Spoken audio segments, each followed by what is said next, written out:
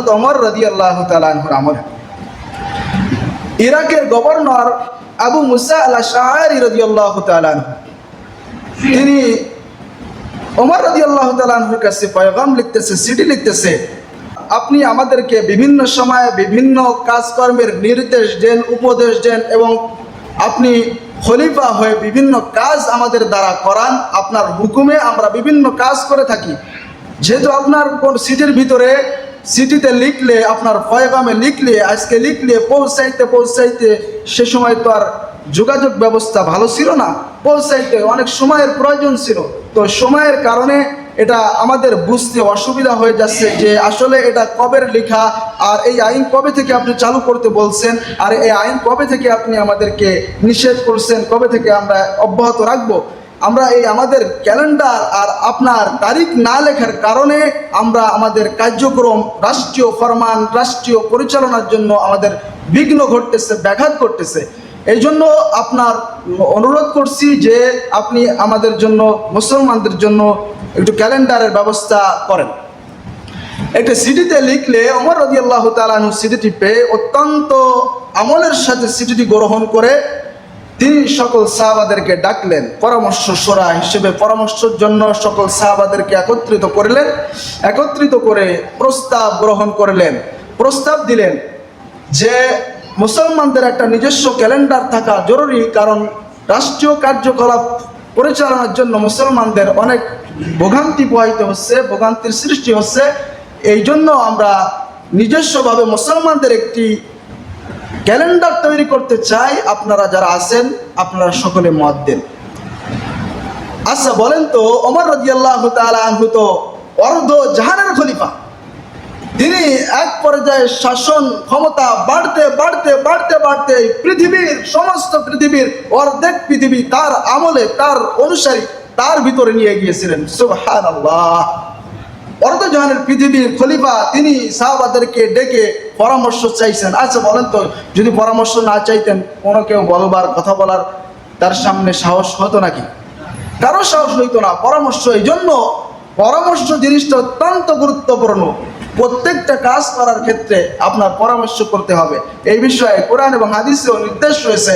আল্লাহ তাআলা আল্লাহর নবীকে বলছেন, হে নবী, আপনি পরামর্শ করুন। ওহির জ্ঞান ব্যতিরিকে যত জ্ঞান থাকবে, আপনি কোনো কাজ করার উদ্যোগ নিলে আপনার আশেপাশে যারা আছে তাদের সাথে পরামর্শ গ্রহণ করুন, আল্লাহ তাআলার নির্দেশ। তো ওমর রাদিয়াল্লাহু তাআলা আনহু পরামর্শ করলেন। পরামর্শের ভিতরে আল্লাহর নবীর বিশিষ্ট একজন সাহাবী সাদ ইবনে আবু ওয়াক্কাস রাদিয়াল্লাহু তাআলা আনহু বললেন, আমিরুল মুমিনিন, যেহেতু মুসলমানদের একটি নিজস্ব ক্যালেন্ডার তৈরি করতে চাইতেছেন, মুসলমানদের নিজস্ব ক্যালেন্ডারটা আমি মনে করি নবী ওয়াফাতের যে সময় ওয়াফাত করেছিল, ইন্তেকাল করেছিল, ওই সময়টাকে প্রথম বছর ধরে, তারপর থেকে এই হিজরি সন, তারপর থেকে মুসলমানদের এই ক্যালেন্ডারটা তৈরি করা হোক। সাদ ইবনে আবু ওয়াক্কাস রাদিয়াল্লাহু তাআলা আনহুর মত বলার পরে আরো কিছু সাহাবারা তাদের মত ব্যক্ত করলেন। তারা বললেন, নবী জন্ম যে সময় নিয়েছে সেই সময় থেকে মুসলমানদের ক্যালেন্ডারটা তৈরি হোক, সেই সময় থেকে মুসলমানদের ক্যালেন্ডার চলতে থাকুক। তারপরে আবু তালহা, হযরত আবু তালহা রাদিয়াল্লাহু তাআলা আনহু মত দিলেন, যখন নবী করিম সাল্লাল্লাহু আলাইহি ওয়াসাল্লাম নবুয়ত প্রাপ্ত হয়েছেন তখন থেকে ক্যালেন্ডারটা শুরু হোক। তাহলে মত হলো কয়টা? কয়টা? সকলে বলুন। তিনটা মত হলো। নবীর মৃত্যু যে সময় হয়েছে, মৃত্যুর থেকে মুসলমানদের ক্যালেন্ডার শুরু হোক। আরেকজন মত দিলেন যে নবী যখন জন্মগ্রহণ করেছে তখন থেকে এই যে মুসলমানদের ক্যালেন্ডার শুরু হোক। আরেকজন আবু তালহা রাদিয়াল্লাহু তাআলা আনহু বললেন, নবী যখন নবুয়ত প্রাপ্ত হয়েছেন তখন থেকেই ক্যালেন্ডারটা মুসলমানদের শুরু হোক। হযরত আলী রাদিয়াল্লাহু তাআলা আনহু মত দিলেন যে না, আমার মত হলো যখন হুজুর পাক সাল্লাল্লাহু আলাইহি ওয়াসাল্লাম মক্কার নিজস্ব মানুষদের অত্যাচারে মক্কা থেকে নিজের ঘর বাড়ি ছেড়ে দিয়ে মদিনায় হিজরত করে চলে গিয়েছে, তখন থেকেই এই মুসলমানদের ক্যালেন্ডারটা শুরু হোক। কারণ কেন শুরু হবে? এই ক্যালেন্ডারটা আজকে শুরু হবে, কিয়ামত পর্যন্ত আল্লাহর নবীর উম্মতেরা এই ক্যালেন্ডার অনুসারে তাদের দিন, সময়, ক্ষণ, বছরকে নির্ধারণ করবে। তারা এই সনকে অনুসরণ করে চলবে। তাদের সামনে একটি বার্তা সর্ব অবস্থায় তারা চেতনা থাকবে যে আল্লাহর নবী যেহেতু এটি হিজরি সন হবে, হিজরত করে মদিনায় চলে গিয়েছে, আল্লাহর নবীর অনেক পেয়ারা বান্দারা আল্লাহর নবীর কথা, কোরআনের কথা, হাদিসের কথা, ইসলামের কথা বলতে গিয়ে অনেক বাধার সম্মুখীন হবে, অনেক বিপত্তির সম্মুখীন হবে, অনেক ত্যাগ তিতিক্ষা করবে, অনেক মুসিবতে পড়বে, অনেক তাদের উপর বিপদ আসবে। তারা যেন ওই হিজরি সনকে মনে রেখে আল্লাহর নবী আল আমিন হওয়া সত্ত্বেও তার নিজের ঘর বাড়ি ছেড়ে তাকে মদিনায় চলে যেতে হয়েছে, আর আমি আল আমিন নবীর উম্মত হয়ে যখন নবীর কথা বলতে গিয়ে বাধা বিপত্তি আসবে, তখন এই হিজরি সনের কথা মনে করে তারা তাদের অন্তরকে সান্ত্বনা দিবে। এই যুক্তি পেশ করার সাথে সাথে ওমর রাদিয়াল্লাহু তাআলা আনহু বললেন, এই যুক্তির পক্ষে আমিও একমত হলাম। অন্যান্য সাহাবায়ে কেরামরাও বললেন, আমরাও এই যুক্তির পক্ষে একমত হলাম।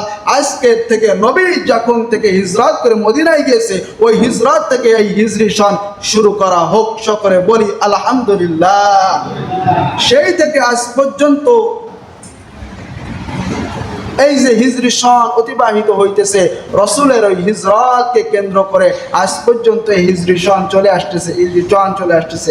আর এই হিজরি সন এত বড় গুরুত্বপূর্ণ, উলামা একরামের ফুকহার যারা, তারা বলেন যে এই ইলমে দ্বীনের ফুকাহের ভিত্তিতে এই হিজরি সন মুসলমানদের এই ক্যালেন্ডার মুসলমানদের মনে রাখা এটা ফরজে কিফায়া। ফরজে, সকলে বলেন ফরজে কিফায়া। জানাজার নামাজ পড়া ফরজে কিফায়া। এলাকার একটা মানুষ মারা গেলে কিছু সংখ্যক মানুষ জানাজা আদায় করলে জানাজা আদায় হয়ে যায়।